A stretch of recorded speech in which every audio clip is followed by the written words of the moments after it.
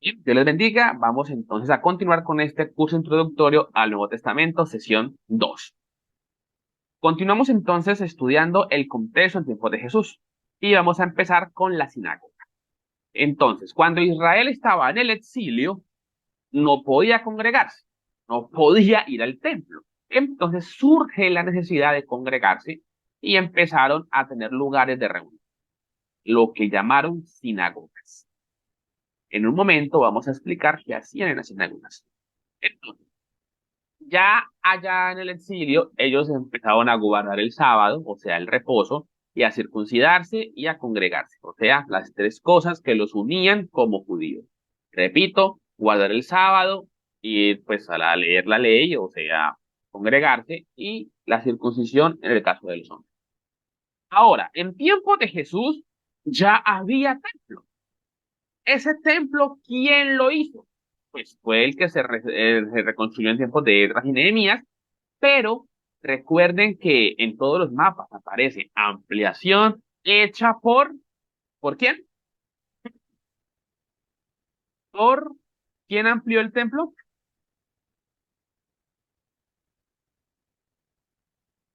Sí, ahí está. Por Herodes. De hecho, la sesión pasada estudiamos los diferentes grupos sociales que habían, ¿cierto? Los samaritanos, los fariseos, etcétera. Y había un grupo de personas que estaban encantadísimos con Herodes, porque Herodes les reconstruyó, o sea, les amplió el templo y dijeron, no, este rey es el que es más, hasta lo tenían por Mesías, porque les había hecho el templo. Hago un paréntesis. ¿Acaso eso no pasa hoy con los políticos? Todos los políticos son dañados. No, podríamos hablar de los que son menos malos, pero no de los que son buenos, sino de los que son menos malos. ¿No les ha pasado que en tiempos de elecciones el político que diga, no, es que yo respeto a Dios, yo creo en Dios, vea, se ganó a los cristianos evangélicos? El evangélico, el político que diga, ay, yo acepto a Jesús, venga, pastores, y llegan los famosos pastores a orar. ¿Qué hacen los cristianos? Ay, ese es el... O sea, político que supuestamente está a favor de la religión, ya nosotros, ay, sí, ese es el ungido. Y después sale unas cosas feas y uno dice, ah, ¿para qué se sorprende si usted se dejó engañar? Y así hizo Herodes. Herodes les amplió el templo y mucha gente dijo, ese es el ungido, ese es el que es. Y ahí estaban los herodianos, los que decían, Herodes, Herodes. Pero aparte de eso, el pueblo de Israel se había pues dispersado en la diáspora, o sea, se había migrado, digámoslo así.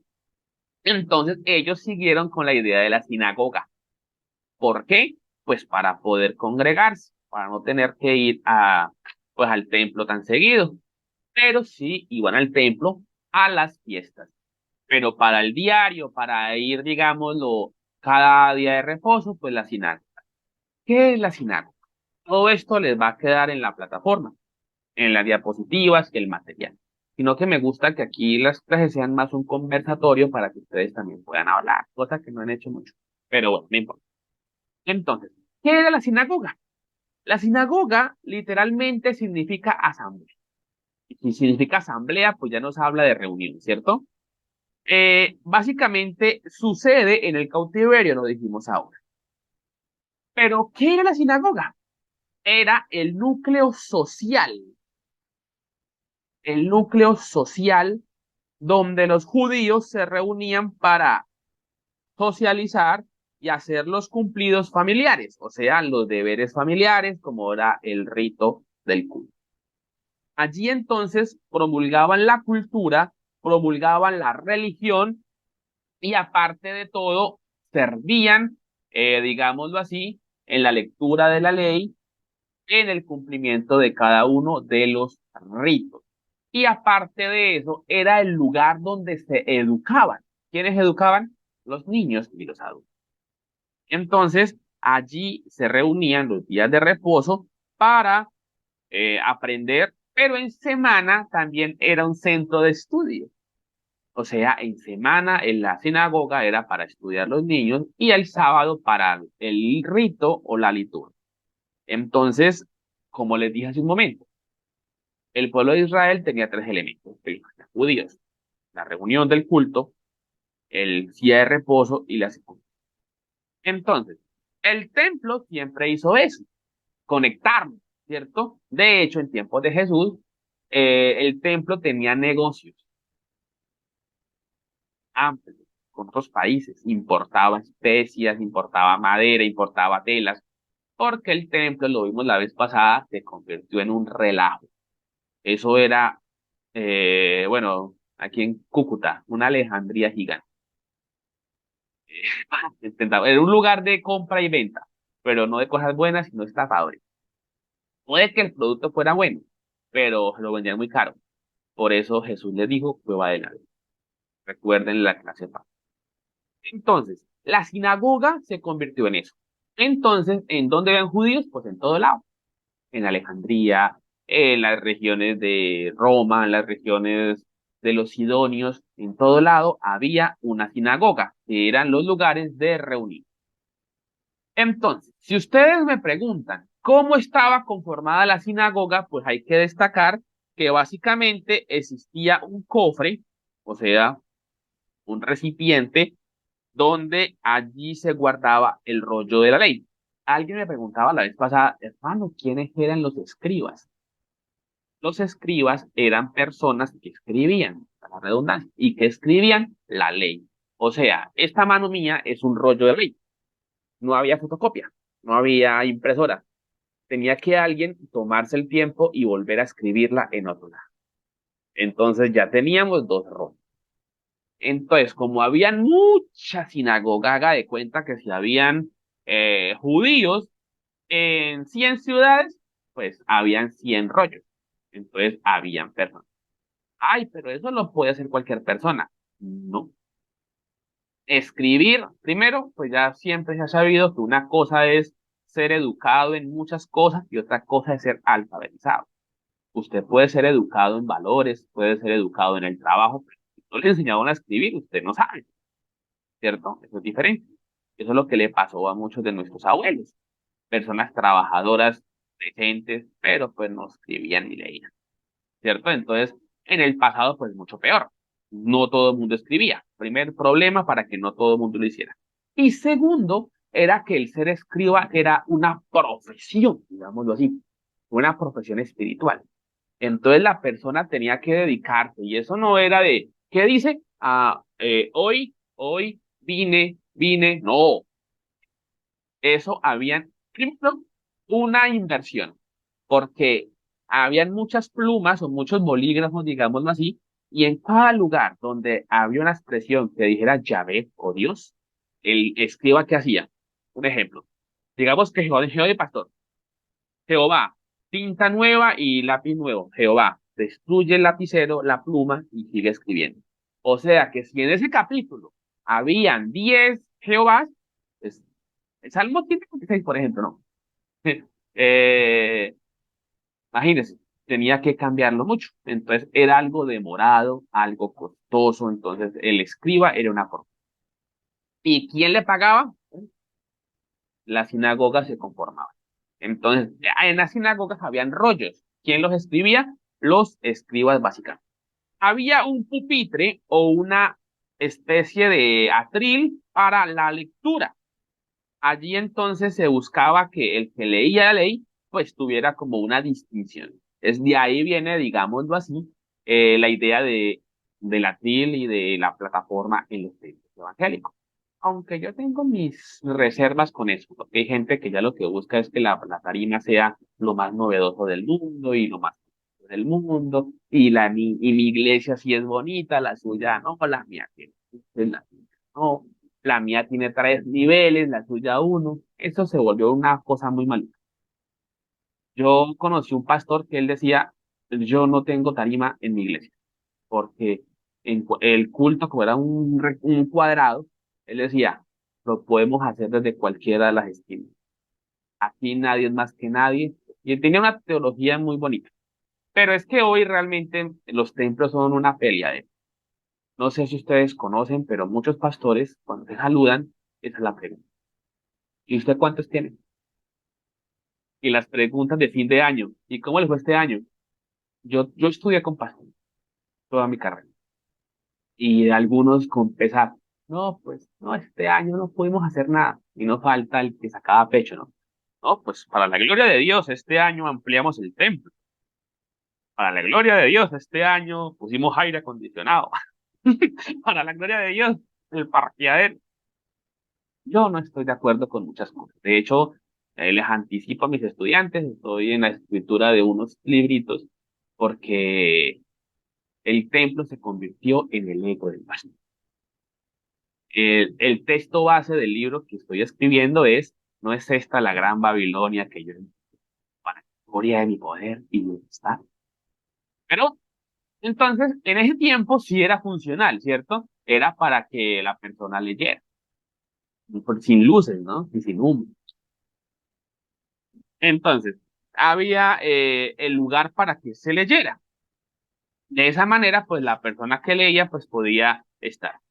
Además, había un asiento especial que se llamaba la Cátedra de Moisés. ¿Han leído Mateo 23:6? Por favor, búsquenlo y me lo leen. Mateo 23:6.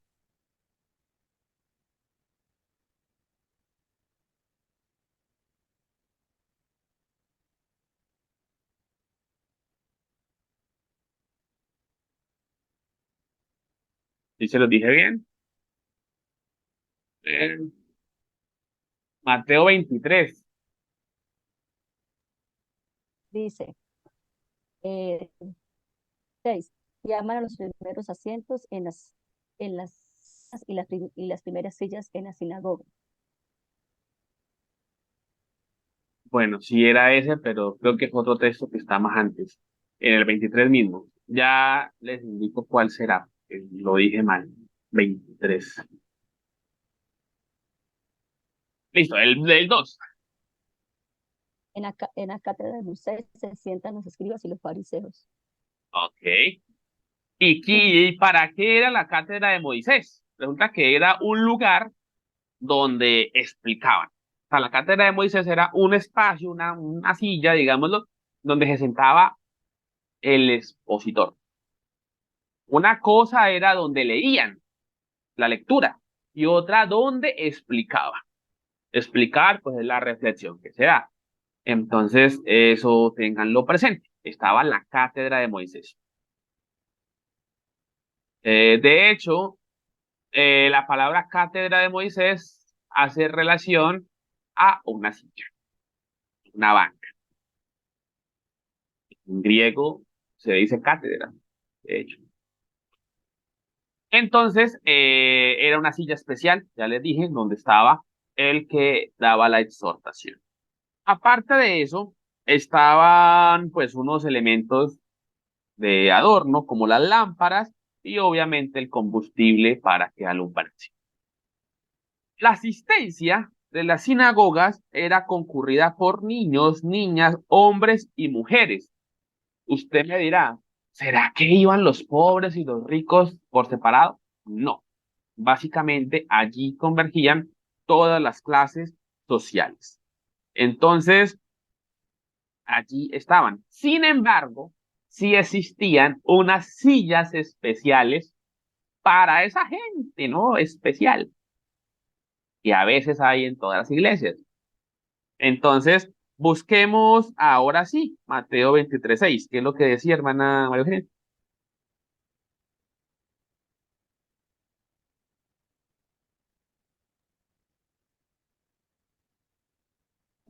Dice, y llaman a los primeros asientos y la cena y las primeras sillas en las sinagogas. Santiago 2:2.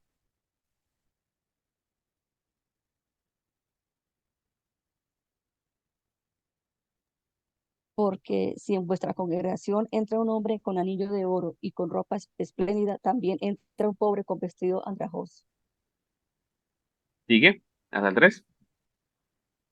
Y, y mirarás con agrado al que trae la ropa espléndida y le decís, siéntate tú aquí en buen lugar. Y decís al pobre, esté tú allí en pie o siéntate aquí bajo mi estrado. Perfecto.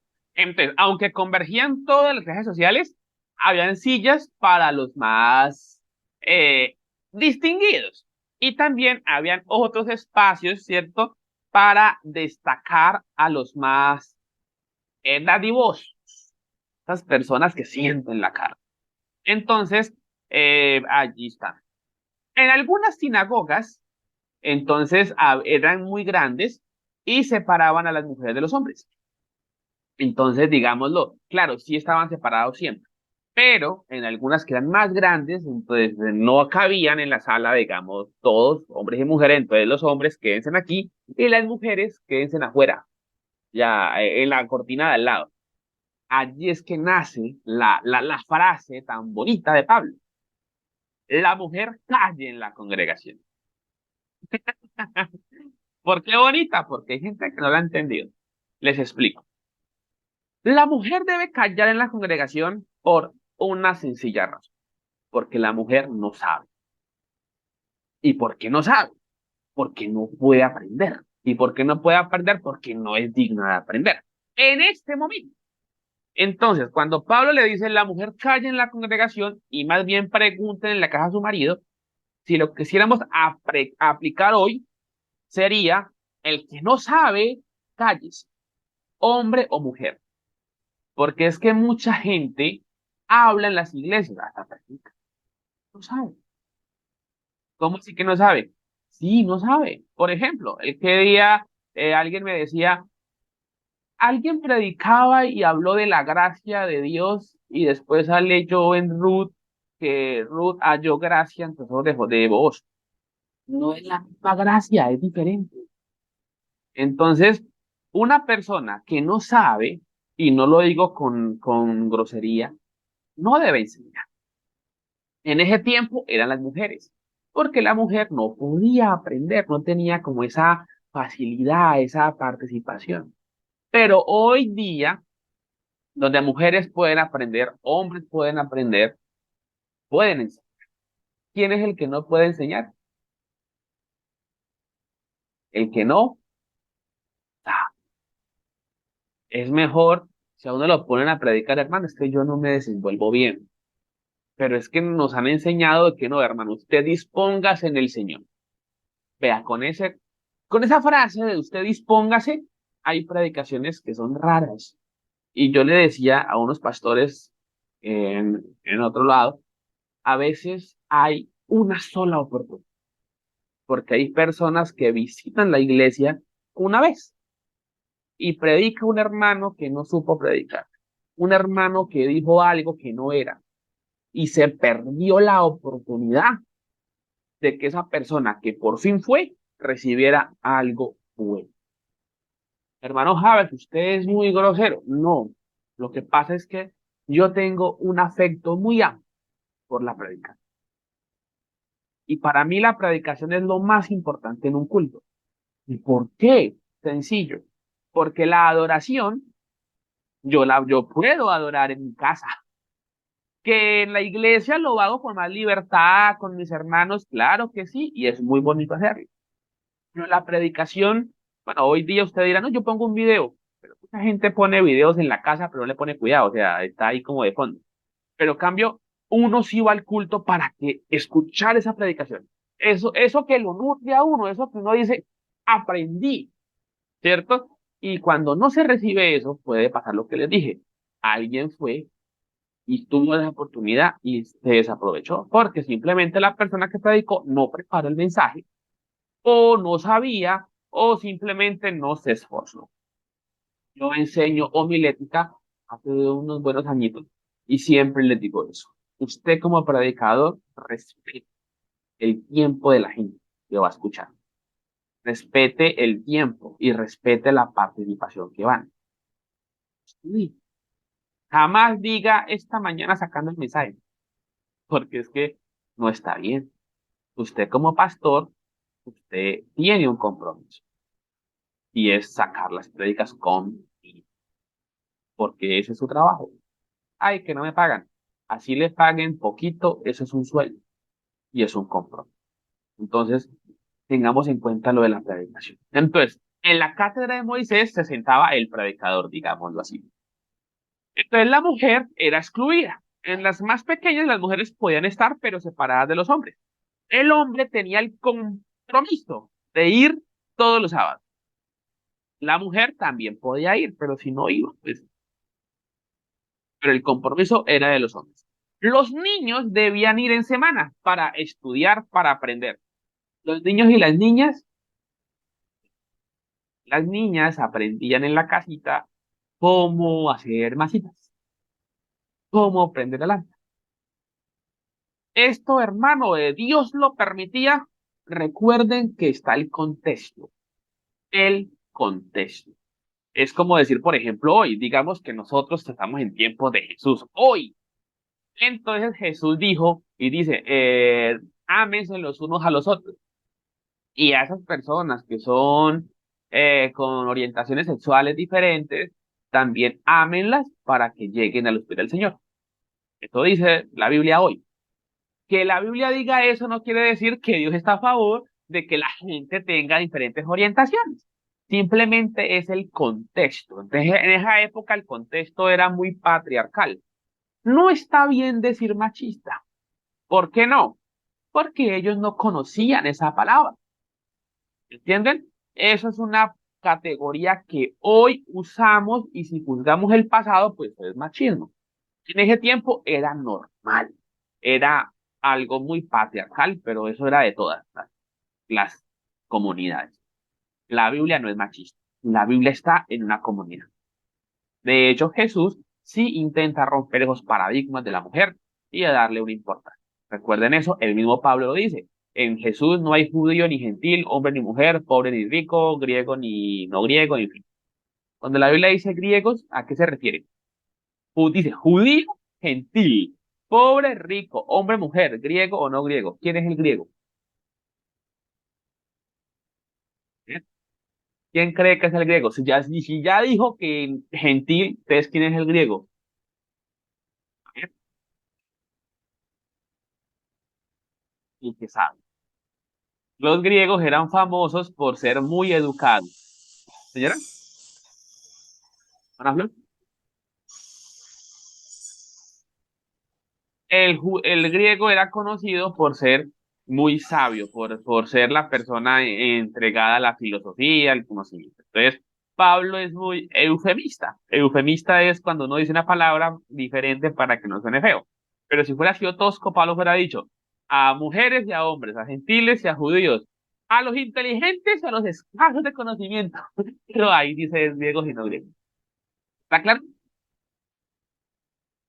Claro, todos confirmen por lo menos así.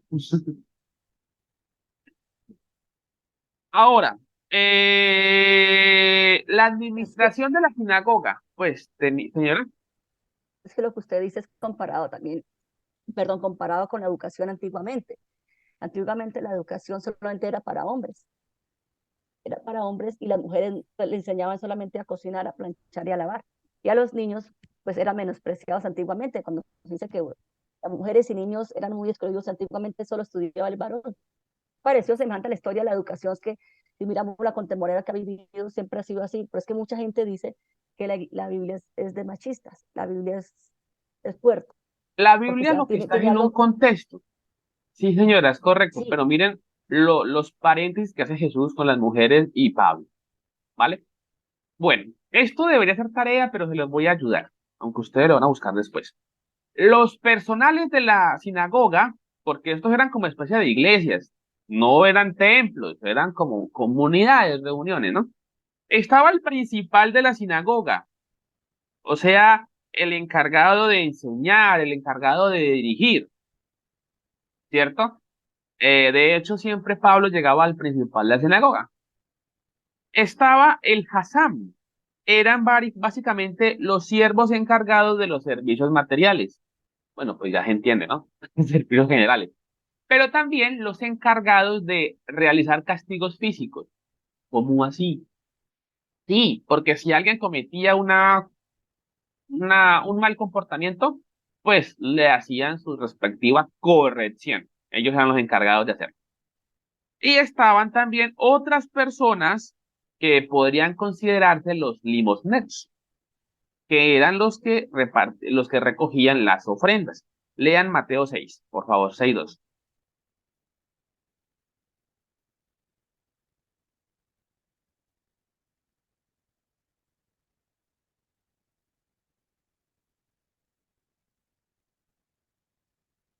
¿Qué dice Mateo 6:2?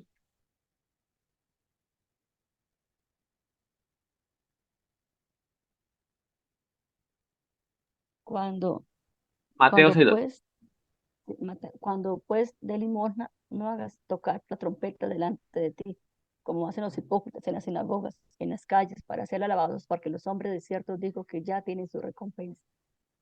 ¡Ey, falté yo! ¡Venga, las personas encargadas. De hecho, en la iglesia donde pastorea don Rafael Parra, él siempre ha tenido la idea de que el, el diezmo y la ofrenda se lleva. O sea, la persona se desplaza desde la silla hasta el lugar, ya que la Biblia dice trae los diezmos al alcohol, ¿cierto? Eso él tiene como esa idea. Pero otras iglesias tienen se llama eso, no sé cómo se Ofrendero, llama, el el ofrendero. ofrendero. Eso es bueno, ¿no? Pero a veces también es como malo. Y yo me he dado cuenta que hay gente que le dice Dios le bendiga al que da la ofrenda y pasa por el lado del otro y no le dice nada. Pues si va a bendecir, bendiga a todo el mundo, ¿no? O quédese callado, digo yo. ¿Por qué? Porque pareciese que tú es bendecido por tu plata. Entonces, hay como cositas ahí que uno puede ir mejorando. No, además nos falta el hermanito que da el billete de 50 y pide 45 de cambio porque estaba falso el de 50. Porque si usted echa ya, pues se le fue el billete entero y no tumbó a la iglesia. Me da una risa una vez que en televisión pasaban eso, que un padre, no sé dónde, estaba con el ofrendador, bueno, el ofrendero, con un tapita con candado. O sea, no se le da revuelta a nadie porque nos han metido billetes falsos. Qué pecado. Pero hay gente que lo hace. El orden del culto en las sinagogas o el orden de la liturgia era inicialmente la recitación del Shema. ¿Quién recuerda qué es el Shema? Deuteronomio 6:4, ¿qué dice?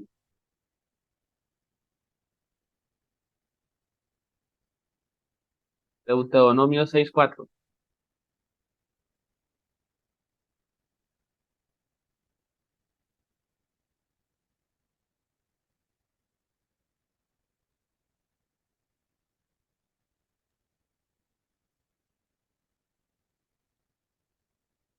6:4.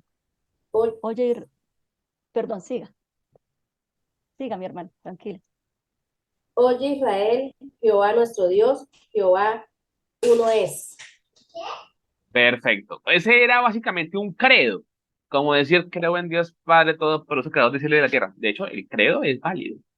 El credo era una forma de tener una identidad. Lo que pasa es que el credo que conocemos fue modificado y se le añadió la Santa Iglesia, ta, ta, ta, ta. Pero el credo era una cosa muy necesaria en inicios del cristianismo, porque era una forma de usted presentarse. ¿Usted quién es? Yo soy cristiano, creo en Dios Todopoderoso. Bueno, en el tiempo judío era el Shema. Jehová tu Dios uno es. Y ahí sigue hasta el verso 9.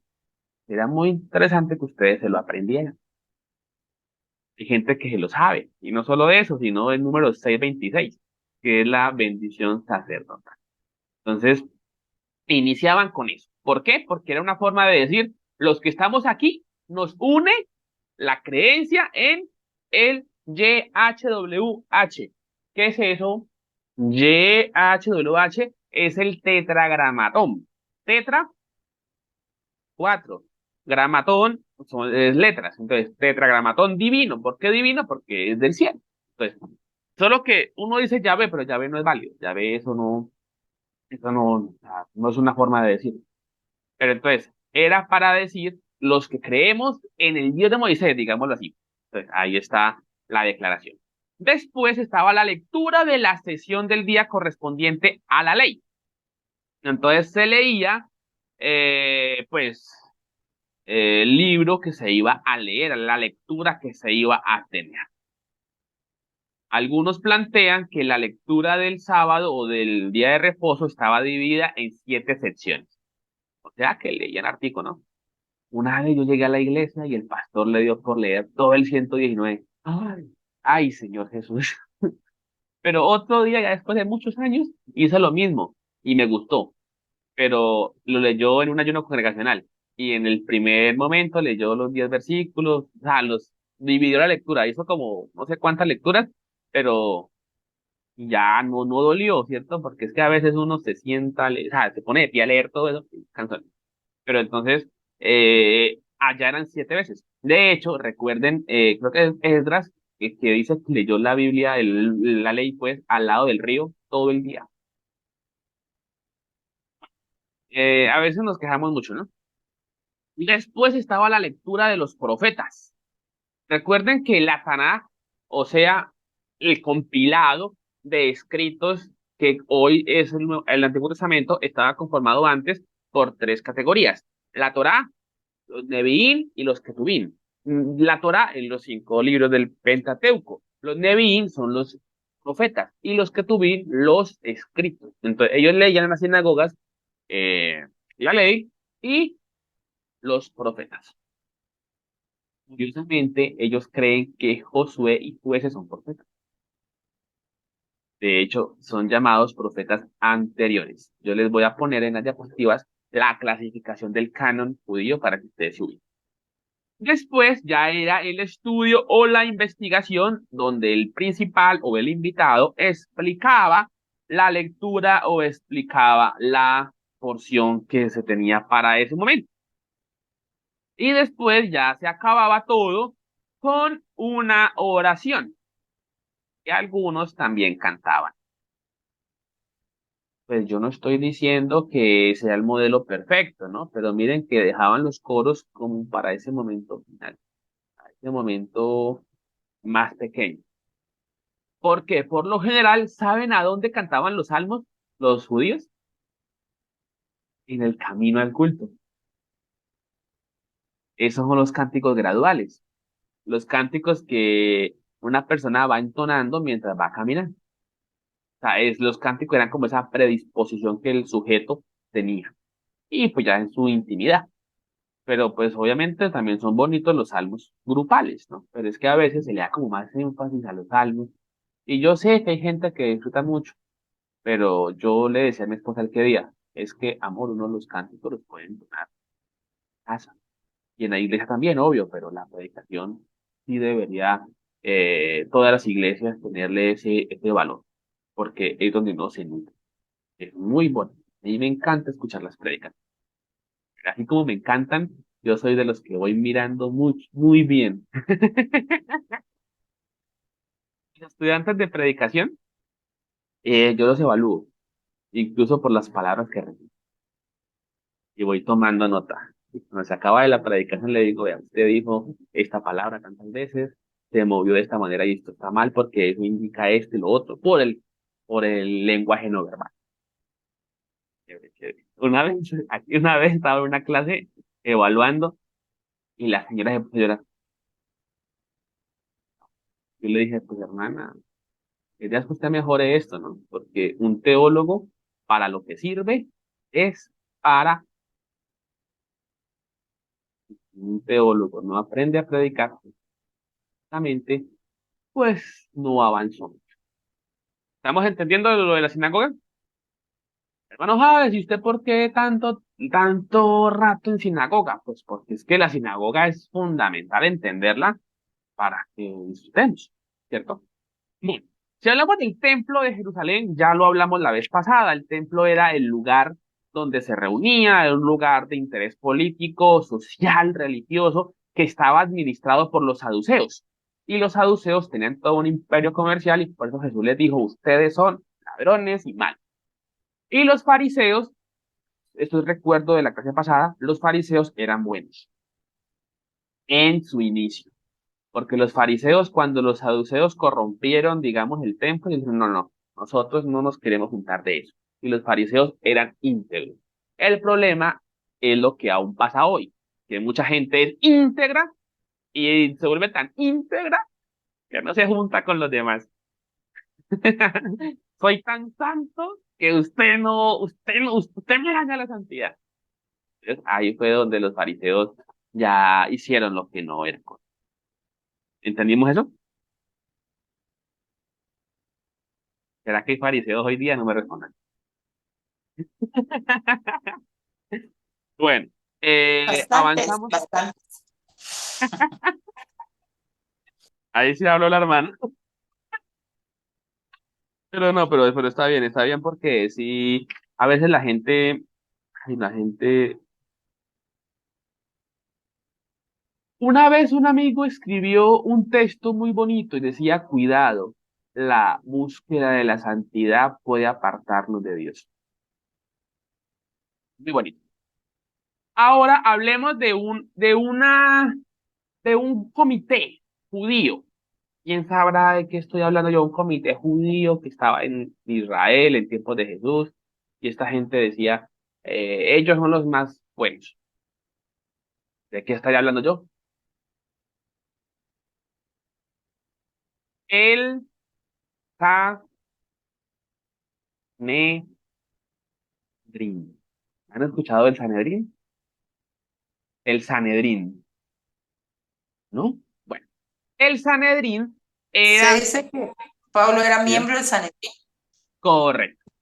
El Sanedrín era un consejo. Entonces, empecemos entendiendo que el Sanedrín era un consejo judío que se estableció en tiempos del periodo intertestamentario. Es que muchas cosas pasaron en el periodo intertestamentario y es bueno que ustedes las conozcan. Y básicamente ellos eran un cuerpo de la aristocracia sacerdotal, o sea, unas personas que su voz valía mucho, del tanto de los sacerdotes y de la nobleza, o sea, la gente que tenía plática. Y ellos estaban compuestos por básicamente unos 70 miembros, algunos hablan de 71, y se reunían en Jerusalén. Y ellos trabajaban de la mano con el sumo sacerdote para tomar decisiones ejecutivas, legislativas y judiciales, o sea, para administrar. Estamos hablando en tiempos judíos, ¿cierto? Su autoridad variaba según el régimen político, o sea, en algunos regímenes ellos tenían como más poder, dependiendo del gobernador. Ellos eran como los gobernadores de los judíos, pero no podían pasar por encima de la ley de Roma, ¿vale? Por eso es que el sacerdote le manda el problema a Pilato. ¿Recuerdan? Caifás toma la situación de Jesús y no, no, yo no. A Pilato. Ah, no, fue al contrario. El hecho es que se mandaron la pelotita, porque unos tenían actividades, digamos, también podían castigar, pero que no se pusieran por encima de los romanos, porque los romanos tenían la autoridad. ¿Ok? Entonces, bueno, esto sí ustedes lo van a investigar porque para que avancen. El Sanedrín era muy importante. Pero el Sanedrín tenía funciones, como les digo, legislativas también y judiciales. O sea que si a alguien era acusado de blasfemia, ¿ante quién los llevaban? Ante el Sanedrín. O sea, ante estos señores que eran los duros de los duros. Por eso es que la Biblia dice, busquen por favor en Hechos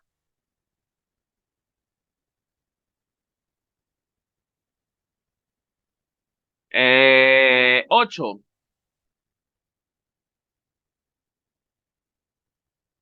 Lean el último verso de Hechos 7 y lean el 8:1. El último verso de 8:7, del 7 y lean el 8:1. ¿Qué dice?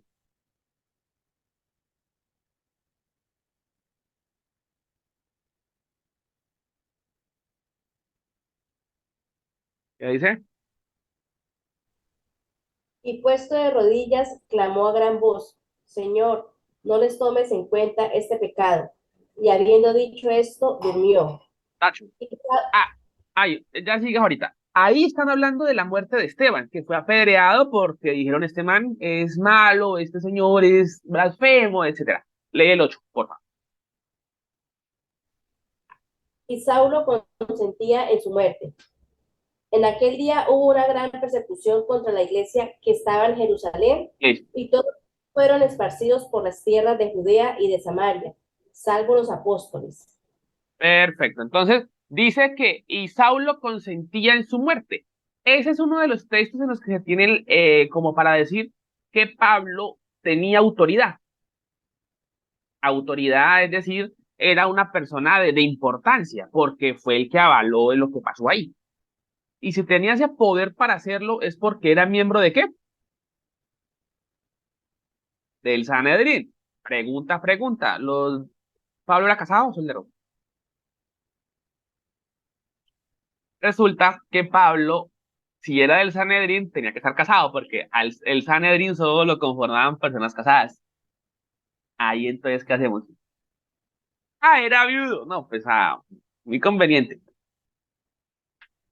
Estamos entre adultos que estamos estudiando. Yo les dije que cuando uno estudia teología debe estar dispuesto a escuchar posiciones. Resulta que hay gente que considera que sí, que Pablo enviudó, que Pablo fue viudo y por eso tenía tanta libertad pues con las misiones. Pero hay otras personas que dicen que Pablo no enviudó, sino que Pablo perdió el hogar por las misiones. Por eso Pablo habla tan poco bonito cuando dice, ojalá todos fueran como yo. Ojalá, ojalá. Pero usted que se quema, cásese. Entonces, hay personas que plantean que Pablo perdió el hogar por las misiones. Yo no sé, allí usted qué posición tome. El hecho es que si Pablo era del Sanedrín, tenía que estar casado. Ahí les dejo esa tarea. Bueno, el Sanedrín ya nos queda claro. Hemos estudiado entonces el Sanedrín, hemos estudiado el templo, hemos estudiado la sinagoga. Eso es importante que nosotros tengamos muy presente eso. Resulta que en tiempo de Jesús todavía disfrutaban y vivían las fiestas. Las fiestas son esas reuniones anuales en las cuales Israel unificaba, digamos, su creencia. Entre las más destacadas estaba, ¿quién? La más importante, ¿cuál era? Sí, la hermana María la dijo. ¿Quién más? La fiesta más importante para los judíos, ¿cuál era? La Pascua. La Pascua. Muy bien. La otra,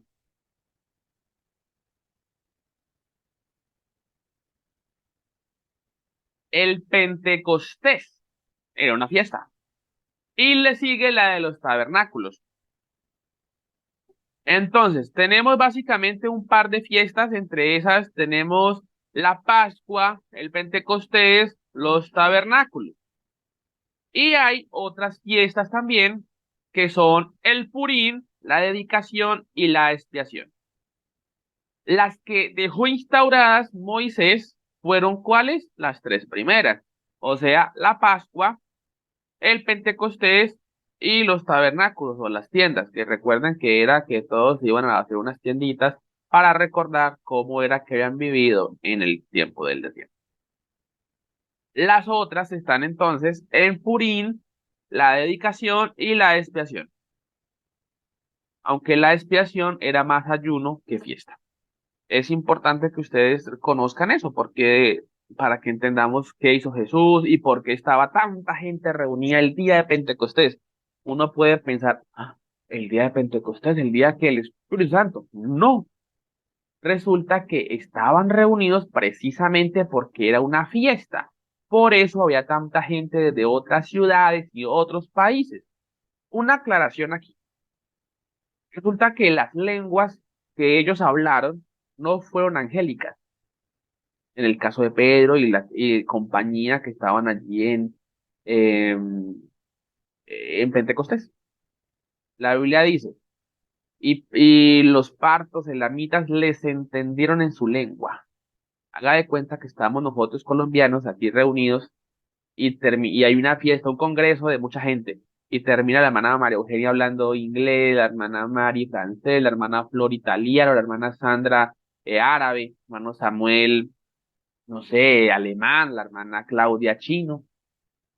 Esas son las lenguas del Pentecostés. Pero la Biblia también habla de lenguas angelicales. Y las lenguas angelicales, recuerden ustedes, yo no sé si ustedes oran con lenguas. Pues aparte, pues no español, que es como hay doble significado, pero si oran en lenguas angélicas, oren callados.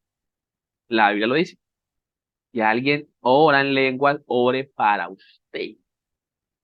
Lo que pasa es que hay gente que coge el micrófono y arranca y de rebequendo a la vasalla a todo pulmón.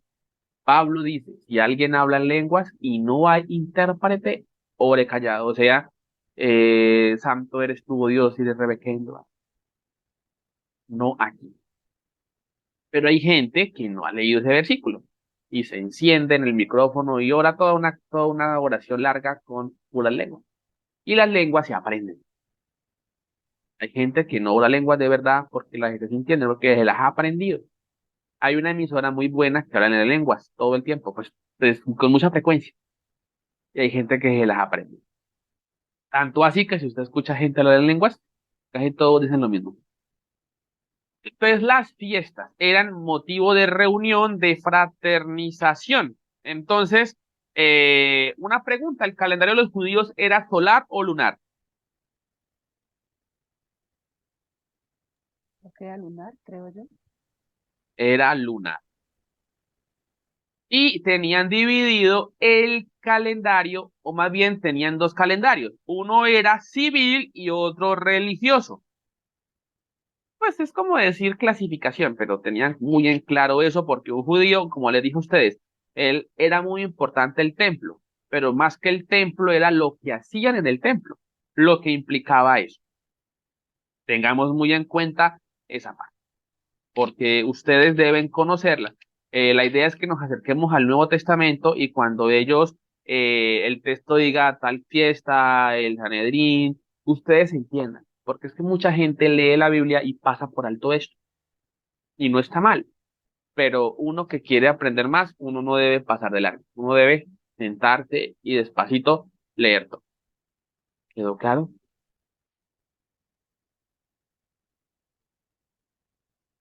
Preguntas hasta el momento antes de dar la última sesión, que es las clases sociales en tiempos de Jesús. Bueno, Javier, yo tengo una consulta. A mí me quedó Claro, sonando, hay otro texto que nos confirme lo que su merced dice de Pablo, que era casado, o solo solamente el por el hecho de Sanedrín, pertenecer ahí, solo por solo por el Sanedrín, porque evidentemente Pablo consintió la muerte, o sea, la aprobó. Es decir, le dio el visto bueno. Y para dar el visto bueno, solo podían las personas con autoridad religiosa, en este caso el Sanedrín. Y para ser del Sanedrín, un requisito era ser casado. O sea, eso ya no es bíblico, sino es histórico y de las reglas de los judíos. Entonces, ahí les queda la tarita de ustedes que van a pensar, ¿será que era viudo? ¿Lo dejó la mujer? ¿Él dejó a la mujer? Pero yo sí tengo como mucho celo cuando él dice, fueran como yo. Habla como con cierto, o sea, se lee, ¿no? En las palabras como cuando a alguien no le ha ido muy bien. ¿Sí se han dado pues yo lo cuenta de tomo, eso o no? pues yo lo tomo de otra manera, como diciendo, vivir como en santidad. O sea, yo lo entendí más de esa manera que imitarlo a él, imitarlo a él como vivo para el Señor, lo tomé yo más de esa manera. Pues lo tomo así porque así fue que lo he aprendido, me han enseñado, ¿no? Que él era un hombre común y corriente, pero se guardó para Dios. Y él se enseña a la juventud y a los matrimonios, a los esposos, de guardarse de esa manera. Y si se quedan viudos, Dios, pues si pueden, háganlo como yo, pues yo lo entiendo como esa forma como de santidad. No sé, usted me dice a mí, yo quedé como champion. Sí, Y porque créeme que era el mañana me pongo a Sanedrín. estudiar. Alguien me dijo, está en presentación de los solteros. No, era No, casado. yo sí le echaba mucha cabeza a eso, ¿no? Y siempre lo pienso, porque él debía de ser casado, porque es que si pertenecía a Sanedrín tenía que ser casado. Pero pues ahí sí, pero sí pensaba yo, entonces Pablo enviudó, pero él no menciona hijos, no menciona nada, No, ¿cierto? Y para Ah, la vida que Pablo le tocó, y así como se entregó a las misiones, se entregó hasta la muerte, pues bien hizo, ¿no? En no tener familia para no ponerlos a sufrir por la causa de que ellos no entendían. pues sí, lo que pasa es que es pesadito por el hecho, saludos, porque es que es complicado. Lo que pasa es que muchas veces nosotros tenemos muy sacralizados los personajes bíblicos y los tenemos sacralizados, pero ellos son humanos, ¿cierto? Lo que les dije hace un momento, ¿se acuerdan de David? sea, David es un hombre excelente, pero miren, tuvo muchos errores. Mucho. Y eso de por deporte quitarle la vida a los otros, eso no es bueno. No fue bueno. Claro, tenía su ego, ¿no? Su ego de hombre. Su ego de hombre, imagínense, claro, quitarle la vida a tanta gente solamente por darse privilegios para sí mismo. Pero entonces, Tenaz. eso es lo que pasa. Sin embargo, el Señor dice que su corazón era conforme al corazón de Dios. Pero eso fue antes de que él fuera tan malo. Si usted revisa eso, los textos que hablan de corazón como el de, o sea, corazón Conforme, conforme al conforme. corazón de Dios, eso es en los inicios de David, cuando David era todavía un angelito. De resto después no se habla de eso. Capaz, Después de su caída fue que él se dio esta vida. eso fue antes. Lo que pasa es que Ah, por su caída. Sí, David fue porque un cuando salmista. Saúl le pidió por Mical, le pidió la hija, le pidió 100 cositas de esa y le trajo fue 200, fue y hizo estragos por todos lados. Inicialmente, o sea, iniciando sus primeros salmos, es donde el Salmo 23, digámoslo así, ahí era conforme al corazón. Después, lo que se valora de David es su capacidad de reconocer su error y tratar de remediarlo. Eso es lo que se le abona a David. Pero que sea perfecto, no. Que haya sido impoluto, no. Que haya tenido un hogar ejemplar, tampoco. Pero su disposición de siempre corregir, sí. Es como, por ejemplo, creo que la vez pasada, o yo no sé en dónde fue que yo les dije que lo único bueno que hizo Salomón fue lo que hizo partámoslo por la mitad, porque de resto usted no encuentra nada bueno desde Salomón. Que de hecho Salomón le puso tributos al pueblo de una manera fuertísima. Se metió con muchas mujeres, se metió con muchas cosas raras. Hay gente en la Biblia que hay que aprender de ellas para no ser como ellas. No, por ejemplo, yo le decía lo que a una joven, cuando ore por su esposo, no le pida a un hombre conforme a Daniel, porque esa es una oración de muchas personas. A un hombre como Daniel. ¿Saben por qué no como Daniel? ¿Quién me puede decir? Porque tiene que pasar por las pruebas que pasó Daniel. Empezando que hay que echarle al foso de los leones. No, pues sí, pero eso no. Que Daniel era eunuco, entonces usted para qué se quiere casar con un eunuco. Daniel era un coro. No. La Biblia dice, por tanto, pidió al jefe de los eunucos que no le obligase a contaminarse. Daniel se convirtió en un servidor del rey, un servidor en todo el sentido de la palabra. Usted no tiene que distraerse con otras cosas. Daniel lo hizo, ¿no? Entonces, no lo Ya, escuchó. más tarea para investigar. Ojo con lo que piden, porque después sí. Bueno, entonces, vamos concluyendo. Las clases sociales. Inicialmente estamos hablando de los judíos, ¿no? De la aristocracia. En la aristocracia estaba básicamente, pues, las personas que estaban en una clase más acomodada. ¿Y quiénes eran estos?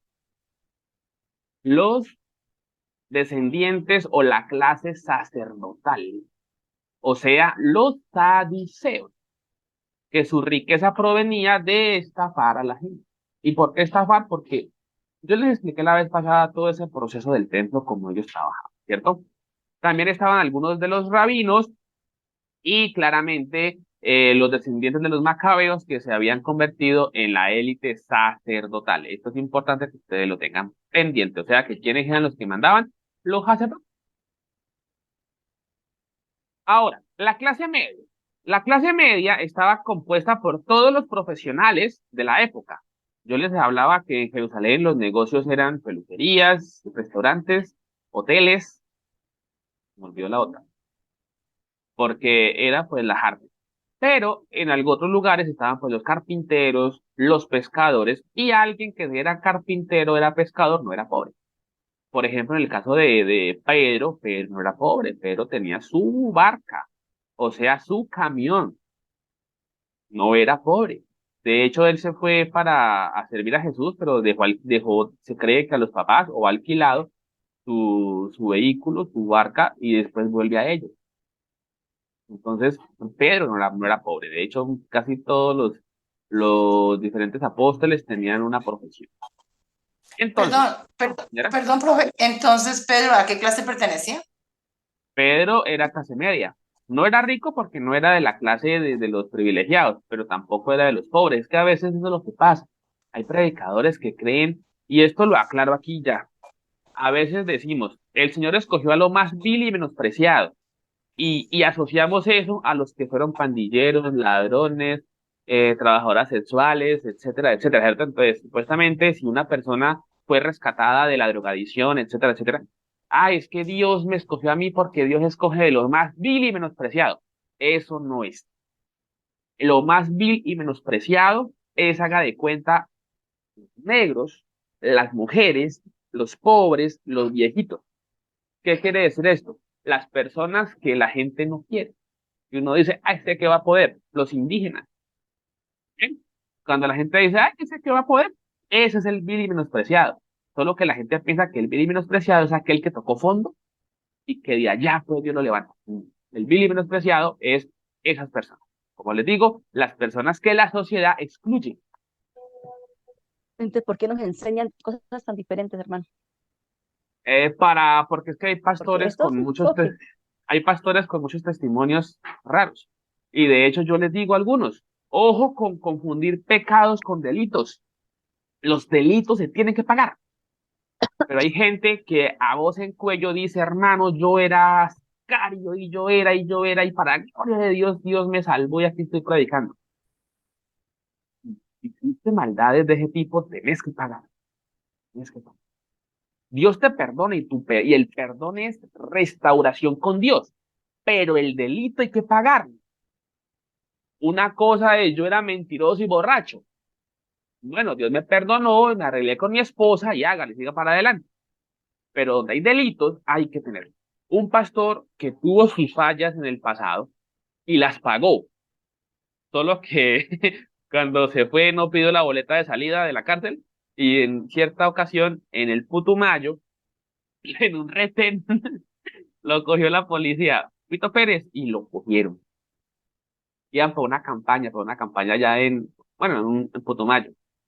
Y listo, se aclaró el asunto, le tocó a los otros pastores ir por él y tal.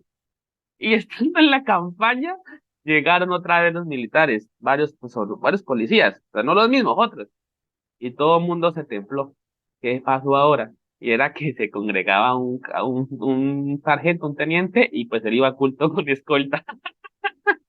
Pero entonces, hay gente, hay predicadores que no sé cómo harán para predicar y viven con ese miedo de que les llegue la policía. Cuidado, por favor, no confundamos delitos con pecado, porque pecado es lo que rompe la comunión con Dios. Mentira, matar, robar, etcétera. Es Dios. Pero un delito es aquello que ya me compromete con la ley, con lo judicial. ¿Estamos claros? Perdón, profe, ¿y es digno de ministrar sin haber pagado el delito? Algunas personas dirán que sí, que porque Dios les cambió. Pero yo considero que una persona debe ser referente. Y aquí siempre cuento el mismo testimonio de mi papá. Mi papá tuvo un hermano de la iglesia que tuvo un problema, algo así como que defensa personal. Y el hermano le dijo, ay, papá, pastor, ¿qué hago? Pues defensa personal hace mucho tiempo, pero yo sé que la policía me puede buscar. Papá le dijo, hermano, el consejo que yo le doy, si lo quiere tomar, es el siguiente. Preséntese a la policía, arregle su situación. El hermano se fue y estuvo preso como 6 meses, pero aclaró todo y pudo volver a la iglesia, a Cali, a su hogar, ya. En los retenes pasa limpio. Eso para mí es una persona que tiene, digamos, ese testimonio. Otra cosa, un ejemplo, si la persona fue sicaria, en fin, y listo, a los que le hizo daño nadie sabe y Dios lo salvó, quédese callado. No convierta eso en un testimonio, porque es que a veces, hermanos, y yo era. Cuidado con eso. porque repito, queremos y pensamos que lo más vil y menospreciado es la persona que más mal ha hecho. El vil y menospreciado. Hoy día, por ejemplo, serían las mujeres todavía, los indígenas, porque hay gente que utiliza hasta el término indio para ser despectivo, negro y pobre. Esto, digámoslo, son los viles y menospreciados. Entonces, Dios puede levantar un gran pastor de pobre, una gran pastora mujer, un gran pastor indígena. Eso sería lo más vil y menospreciado de los hombres. ¿Entendimos? Ahí se puede incluir también las personas que viven en la calle. No. Personas que Dios las restaura en esa condición social, digámoslo así. Ahora, la clase media, ya les dije, ¿no? Las personas que dan su negocio, su arte. Estaban los pobres, y los pobres eran la mayoría, o sea, casi todos. Y los pobres, ¿quiénes eran? Los que trabajaban al jornal, los que eran libres y ellos estaban sin plata. Entonces ellos decían, no, pues ya vengo, amor, voy para el parque. Y si nadie llegaba, amor, no tengo plata, no pude comprar. Ese era el pobre, el que iba al jornal. Por eso la Biblia es tan clara y le dice, no le detenga, no le retenga el jornal. Porque habían patrones que le decían, listo, lo necesito para 2 días. Venga hoy, mañana. Ay, pero le pago mañana. Bueno, la comida no, amor. Con agüita, mañana tengo la comida. La Biblia sí es muy social. Entonces, esos eran los pobres, los que no tenían sino para el diario y eso cuando podían. Y estaban la esclavitud, que en el judaísmo no era tan notoria como en el resto del imperio. Sin embargo, algunos se hacían esclavos. ¿Por qué? Porque el esclavo tenía asegurado comida y techo. Entonces, algunos era tan infame la situación que preferían venderse como esclavos. ¿Se entendió eso? Ya, si hablamos de los romanos, pues los romanos ya son un poquito diferentes, porque los romanos pues también tenían, pues los ricos, los pobres, la clase media, y allí se habla de los militares, porque los romanos ya eran un poquito diferentes. Bueno, hasta el momento, ¿cómo vamos? Bien, Bien, voy a cerrar la grabación para hacer preguntitas y continuamos. Entonces, esto ha sido la clase de hoy. Hemos visto lo que es Sanedrín, repasado el templo, hablado de la sinagoga y repasado las clases sociales. Entonces, sigamos adelante. Nos vemos en otra sesión. Dios les bendiga a todos y a todas. Que estén muy bien.